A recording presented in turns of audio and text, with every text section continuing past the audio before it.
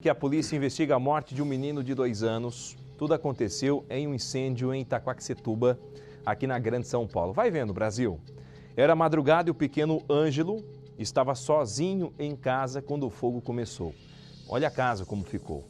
O padrasto do menino, o John, né? E o cunhado, Alexandre, são suspeitos de provocar o incêndio. Momentos antes, os dois brigaram no meio da rua. Um teria ameaçado o outro. Emily, a mãe de Ângelo, do menininho, deixou o filho sozinho em casa, exatamente por causa desta confusão. Agora, um acusa o outro de ter incendiado o imóvel. Vizinhos e parentes estão revoltados após o enterro. John e Emily não foram mais vistos no bairro. Alexandre prestou depoimento e foi liberado. Mais detalhes na reportagem. O grito é de quem não acredita que o incêndio que provocou a morte do pequeno Ângelo Gabriel tenha sido acidental. Ele tentou várias vezes tocar fogo com ela, então para mim ele quis se vingar, como ele também falou pra gente, que me contaram, que ele falou que ia tocar pelo que ela mais ama. Quem a gente ama é nosso filho. Uma casa totalmente destruída pelas chamas. Olha a cama. Olha a cama. Um incêndio que tirou a vida de uma criança de apenas 2 anos de idade, inocente e indefesa. Eu tô revoltada, né? Porque um alega uma coisa, outra, sabe, outra não aparece o culpado. Eu não sei se também foi criminoso, foi um acidente, né? Tô revoltada, porque o menino só tem 2 anos de idade, né? E pensa como o menino sofreu lá, né? Sozinho, pedindo ajuda. Tô revoltada, eu quero justiça, né? Nós estamos chegando aqui no palco dessa tragédia. Foi nessa casa que fica em Itaquaquecetuba, na Grande São Paulo, que o menino de 2 anos foi encontrado morto. Aqui do lado de fora, olha só, o que sobrou de uma geladeira. Vou pedir para o Anderson mostrar, porque aqui dentro a gente vê também o registro do gás. Isso era uma geladeira, né? Porque agora só sobrou um monte de ferro queimado, tá tudo muito destruído, mas o pior vem a seguir. Aqui a fita de isolamento. Olha só, deixa eu mostrar para vocês como que ficou a casa. Era um cômodo, essa casa, e tudo foi queimado pelo fogo. A gente tem uma ideia da proporção desse incêndio, chegando aqui, vendo como ficou o telhado, as paredes. Aqui nesse canto era a cama do casal. Vou pedir para o Anderson mostrar, olha só. A cama ficava aqui e era em cima da cama que o menininho estava deitado, sozinho, a porta fechada, quando o fogo começou e a criança acabou sendo também consumida pelas chamas. A gente também fica tentando imaginar como alguém poderia sobreviver a um incêndio dessa forma, porque tudo ficou derretido, foi realmente uma destruição muito forte, né? Muito intensa. O fogo queimou de forma muito severa.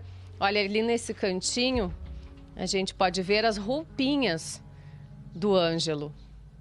Essa bermudinha, o pouco que sobrou das roupinhas da criança. A mãe deixou o menino, os vizinhos e parentes acreditam que enroladinho num cobertor em cima da cama, ele estava dormindo. Pensou que não tivesse problema, nós imaginamos, bateu a porta, saiu atrás do padrasto, mas foram questões de minutos para que tudo isso daqui pegasse fogo e a criança se tornasse vítima desta tragédia, que pode ter sido um incêndio criminoso ou uma fatalidade. Uma amiga minha que me deu a notícia. Eu falei, fala logo o que está acontecendo. Ela, Sara, não sei, tem um monte de bombeiros, carro de polícia, tem ambulância na frente da casa da sua prima. Eu subi, eu não quis saber, eu não troquei de roupa, eu subi com roupa de dormir mesmo, com a roupa que eu tava. Nessa, os bombeiros estavam segurando para ninguém entrar. Eu passei por debaixo do bombeiro, entrei. Já na escada dava para sentir o vapor muito quente, entendeu? Então, tacaram alguma coisa para pegar aquele fogo tão rápido assim. Os tijolos estavam muito quentes. Eu se pendurei na janela, desesperada, tentando ver o Ângelo. Que foi na hora que eu se pendurei que o bombeiro acendeu a lanterna. Eu vi a perninha dele toda queimada. Eu já caí, minha perna enfraqueceu. Aí o bombeiro me colocou para fora. Essa é uma história que envolve brigas, ameaças e acusações. A mãe e o padrasto de Ângelo, Gabriel, não quiseram gravar entrevista. Mas eles têm um suspeito, Alexandre, que é cunhado do padrasto. A mãe de Ângelo, Emily, tem apenas 17 anos. Ela é casada com John Wesley há cerca de 1 ano.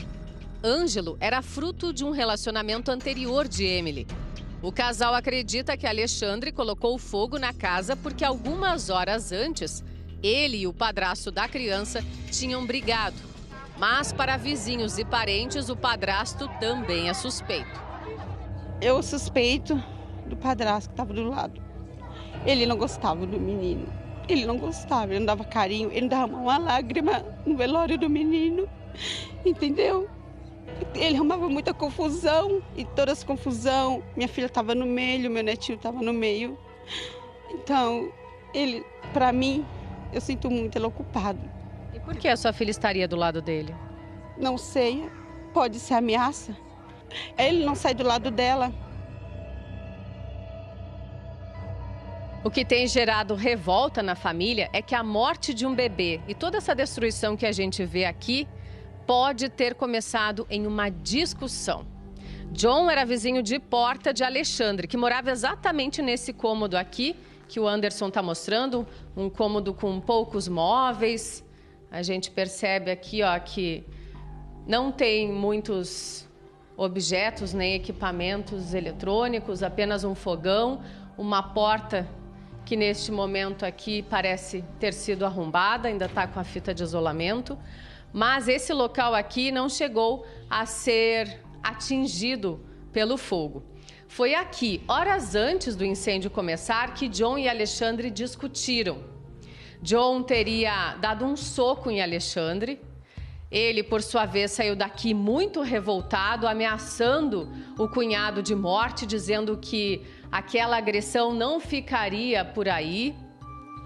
Os dois saíram, então, primeiro Alexandre, John, na sequência.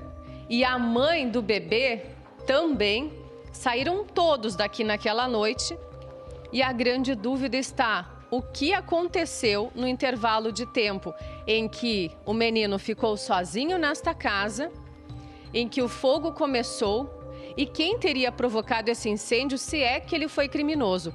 Nem os bombeiros, nem a polícia ainda sabem dizer se houve um curto-circuito, um escapamento de gás, ou se alguém teria, de fato, vindo aqui e colocado fogo propositalmente. Alexandre foi expulso pelo cunhado da casa onde morava. John teria agredido Alexandre porque soube que ele teria batido na esposa, irmã de John.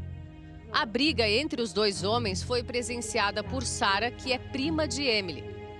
Eu fui dispensada cedo da escola, aí eu passo pela rua deles, porque já fica um acesso a uma viela que já entra na minha rua. Quando eu passei, estava tendo uma briga, uma discussão, entendeu? Eu vi na hora que o John deu soco no cunhado dele. Aí tava um transtorno lá dentro, mas eu não pude ficar muito por conta do meu filho que fica com a minha mãe. A mãe de Ângelo, Gabriel, aparece neste vídeo gravado durante o enterro. Emily estava visivelmente abalada e precisou ser amparada por familiares. O pai da jovem não quis mostrar o rosto, mas fez questão de falar sobre o que pensa sobre a morte do neto. Eu cheguei na residência deles quando estava pegando fogo, eu fui o primeiro a chegar, não encontrei ninguém lá dentro, não consegui ver. Então eu liguei para ele para ter certeza se ele estava lá, se estava bem. Você foi o primeiro a chegar porque alguém lhe avisou? Sim, o vizinho viu o fogo, viu a fumaça, né? Aí me ligou, eu demorei na faixa de uns 7 minutos para vestir a roupa e correr para lá. Você também não suspeita do Alexandre? Olha, ele não teria motivo. Mas você acha que o John faria? Com certeza, ele ameaçou toda a vida, porque havia promessas, né? Inclusive, há uns tempos atrás, uns 6 meses mais ou menos, se não me engano, Minha filha chegou apavorada em casa, falando que ele estava tentando tacar fogo na casa, pôs álcool, pôs coisa lá, e ela estava apagando para não pegar. Quando ele aí ela conseguiu escapar dele. E depois disso houve várias ameaças, entendeu? Eu com medo, eu aconselhei muito ela, mas ela não me escutava.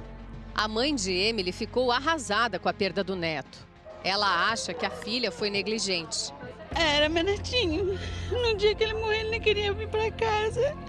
Ele queria ficar em casa comigo. Eu acabei deixando no mesmo dia. Ele me abraçou, me beijou. E ele não queria vir embora com a mãe. A mãe pegou e deixou ele sozinho, dormindo aí dentro. O problema é a responsabilidade da mãe, né, que é minha filha, e o padrasto que vivia junto com ela, entendeu? Por causa de briga, discussão, deixaram uma criança só e esqueceram simplesmente da criança. Eu só quero saber quem foi que tocou fogo nessa casa. O que essa vizinha testemunhou naquela noite pode complicar ainda mais as coisas para John. Enquanto a nossa equipe estava gravando aqui na casa onde tudo aconteceu, vários vizinhos apareceram todos muito comovidos e revoltados pelo fato da criança ter ficado sozinha, ter acabado sendo vítima aí deste incêndio. E você, naquela noite, ouviu a mãe da criança acusando o padrasto de ter incendiado a casa. Não só eu, como a minha cunhada, muitos vizinhos lá onde eu moro escutou. Eu acordei com os gritos dela dizendo: corre, o Joe tocou fogo na minha casa e o meu filho está lá dentro. Todos estão revoltados com a morte da criança. Durante a nossa gravação, os ânimos se exaltaram. Esse vizinho, que não quer mostrar o rosto, estava indignado. Ele foi o primeiro a ver as chamas e chamar os bombeiros. Moço, chega mais perto aqui. Não? Qual que é a verdade? Qual que é a verdade para você? Todo mundo aí sabe da verdade. É revoltante o que aconteceu. Porque eu vi a criança aqui no caixão, é revoltante o jeito que ela ficou. Entendeu? Então todo mundo aqui é corresponsável pelo que aconteceu. Tá bom? Foi o John, então, para você? Não, para mim não foi. A justiça vai saber. Porque isso foi abandono de incapazes que fizeram. Entendeu? Eu vi a criança aqui, é revoltante. Para alguns vizinhos, a relação do padrasto com o enteado nunca foi de carinho e respeito. No mesmo dia do acontecimento, ele botou pimenta na boca da criança, a criança gritava. Você viu isso? Eu estava na hora, presente. Meu marido tinha dado uma pimenta para ele colocar na comida, ele estava comendo no portão de casa. E foi na hora que ele colocou a pimenta dentro da boca da criança. Então, não é só isso, muitas coisas que ele fazia com aquela criança. Aquela criança era muito maltratada. Então, quando eu vi aquele incêndio, várias vezes ele tentava tocar fogo dentro da casa com ela. E ela corria.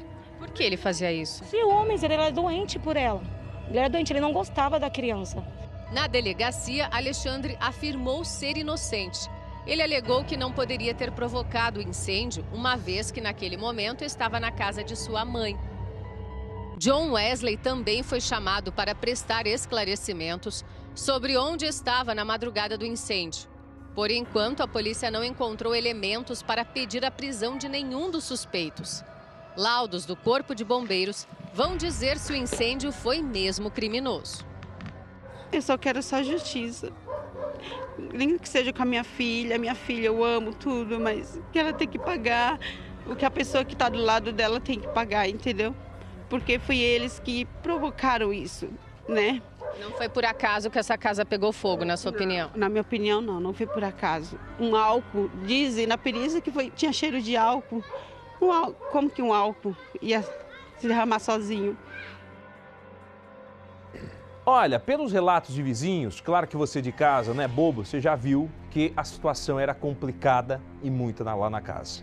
Nós temos vizinhos denunciando que ele maltratava o menino, que colocava pimenta na boca da criança gritando desesperada. Nós temos pessoas denunciando, falando que a mãe era omissa, tá? E a criança estava sozinha na casa quando a casa pega fogo, Percival. Ou seja, abandona, a criança estava abandonada naquele momento. A criança, você não pode cuidar, muito menos deixar uma criança sozinha. E se não tivesse abandonado, não morreria lá. Agora vamos deixar esclarecido um ponto. Quando um incêndio é acidental, ele é localizado. É localizado num ponto específico da casa. Quando ele é provocado, ele atinge todas as dependências. Agora, aí no incêndio dessa casa não sobrou nada, Peruca. Ou seja, para você, na sua experiência, claro que ainda precisa de uma perícia, análise da perícia geral, está mais para o incêndio acidental ou provocado? Está mais para o incêndio provocado. A perícia vai confirmar isso. Eu repito, o incêndio provocado ele se alastra. E se o John não tem nada a temer e a Emily também não, por que não apareceram até agora para falar com a polícia? E a motivação? O menino que era objeto de castigos, raiva, até tortura, isso aí, pimenta na boca, o que é isso? Deixaram o menino sozinho, de propósito, colocaram fogo e o menino inocente, uma história a ser escrita, queimado dentro da casa. Proposital. Meu Deus do céu. Seu pai tem filhos, isso revolta a gente, né, Percival? É chocante. Não é? A justiça tem que pesar a mão em cima de pessoas que cometem crimes, principalmente com crianças, pessoas idosas, pessoas indefesas. Crime, claro que não pode cometer, mas tem gente que passa do limite, hein? Passa da linha da loucura já, né? Da